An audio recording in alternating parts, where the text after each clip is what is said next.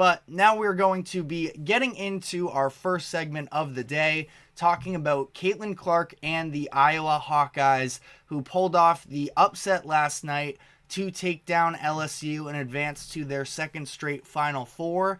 So without further ado, diving into that, it was a really good game, especially during the first half. Super high-paced, very back and forth, but it was Iowa taking over in the second half to really jump out and control this game. They end up winning 94-87. Like we talked about, this is the rematch of last year's championship game, which was the most viewed women's basketball game in history, at least in the NCAA. So a big time rivalry matchup here. There was a lot of extra baggage that came with it. Angel Reese's ring celebration, where she was sort of following Caitlin Clark around, pointing to her ring finger.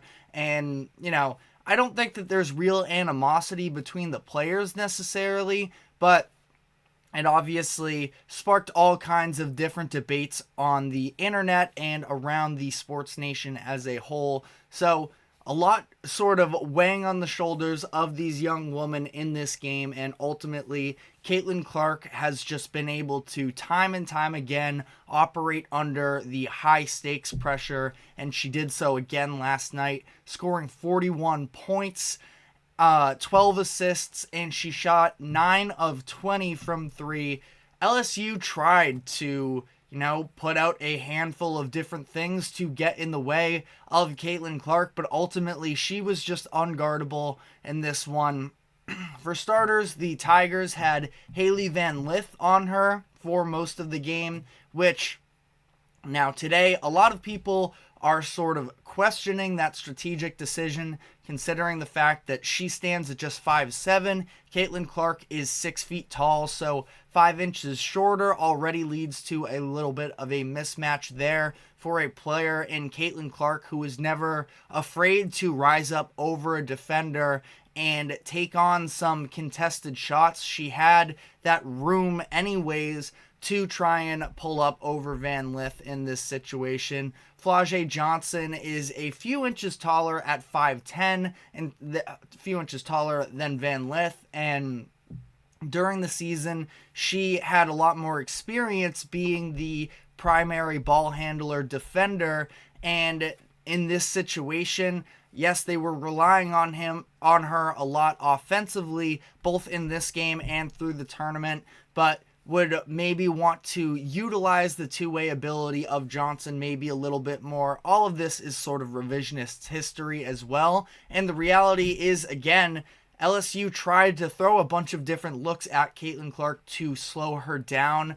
They, for a lot of the game, and this was one that was really questionable in my eyes, was they were going under on the ball screens, having the defender go under the ball screens, giving Clark the space to shoot the threes. In the first half, it honestly didn't even hurt them all that much. Clark only hit three threes. One of them was in transition, so it wasn't even necessarily with a screener at the time, but then she really started getting it going in the third quarter, and LSU was sort of doomed from there because, with Caitlin Clark, once she starts feeling herself, it can get dangerous out there, and there was just no stopping her, because then Van Lith tried to start chasing her over the screens, and even then, Clark was hitting these fading shots. There was a really funny clip that came out of where Van Lith, again, sort of came out over the screen and tried to chase her down. She lunges out on Clark at the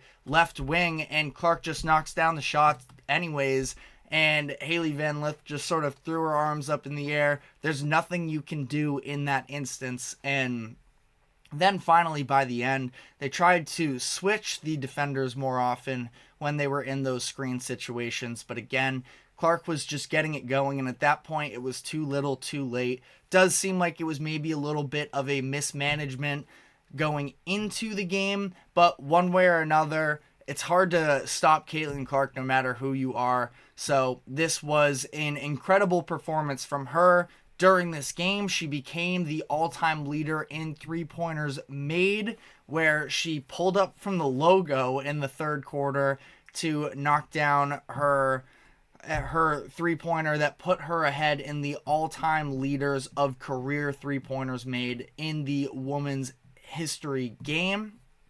She also happened to break the record for the most assists in a single tournament during this game. She now has 140 through the first handful of games here, which is incredible there. It's not just her ability to shoot, but just her understanding of reading defenses as well, being able to react to the different looks that these defenses put on her. I mean, she has such a dangerous stop and go, and the way that she sort of was able to find her ways to blow by defenders, get herself into the paint with a different combination of moves. She has the behind the back. She had, again, that stop and go. And there were other times where she just straight up blew by Van Lith, who was trying to chase her around all night. Obviously, a very physically taxing assignment to take on. And in doing so, she opened up a lot of shooters, specifically in that mid-range where the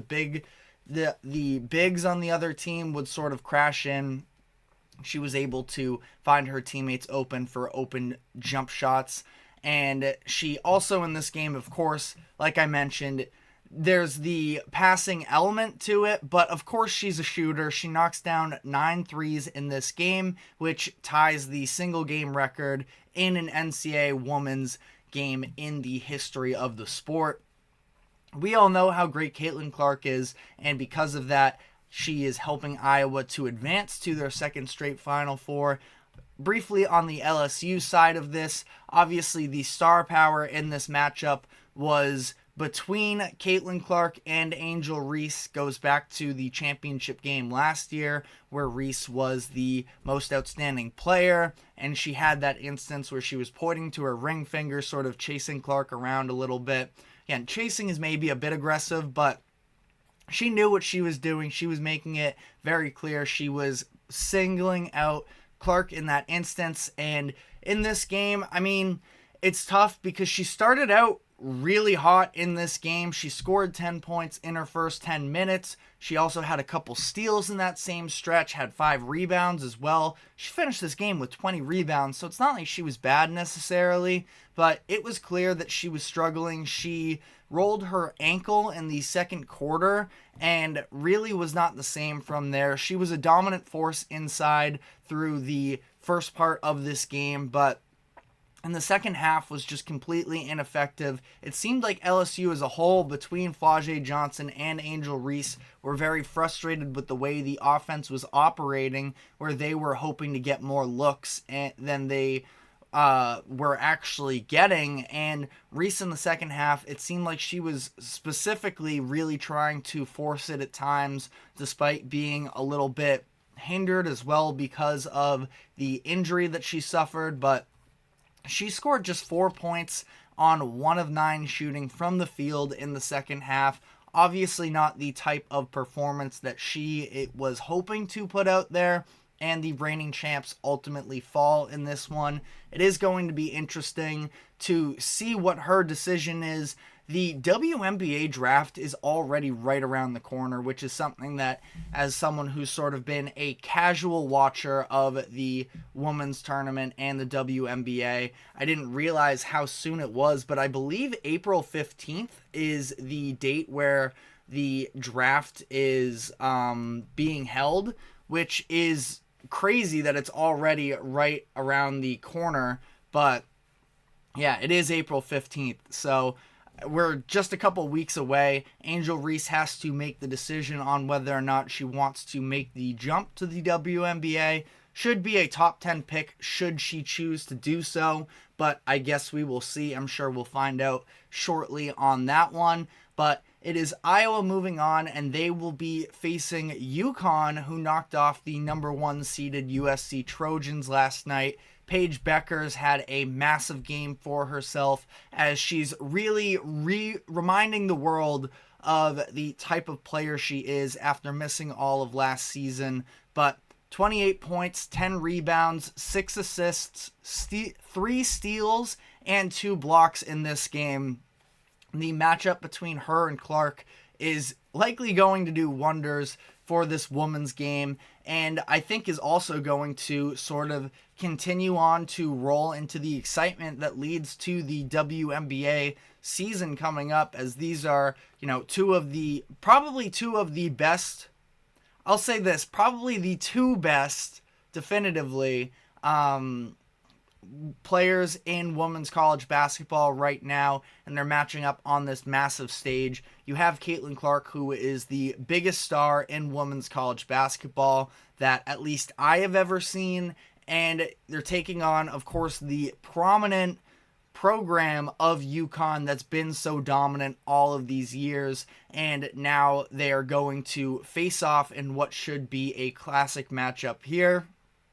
Interesting to note that UConn's women's team advances to the Final Four, as well as the men's team. The last time both the men and women both advanced to the Final Four in the same season was in 2014, where both of those programs won. So a little bit of an underlying storyline here, both in the women's and men's game. Should be really good to see in this one, and it's going to be interesting. I don't necessarily have a pick necessarily. UConn is definitely the more talented roster as a whole, but some of the, additional pieces to this Iowa team have really stepped up in some of these big moments, and they're going to need that again for a chance to knock off the Huskies in this one. So that game will tip off on Friday. The men's games are on Saturday.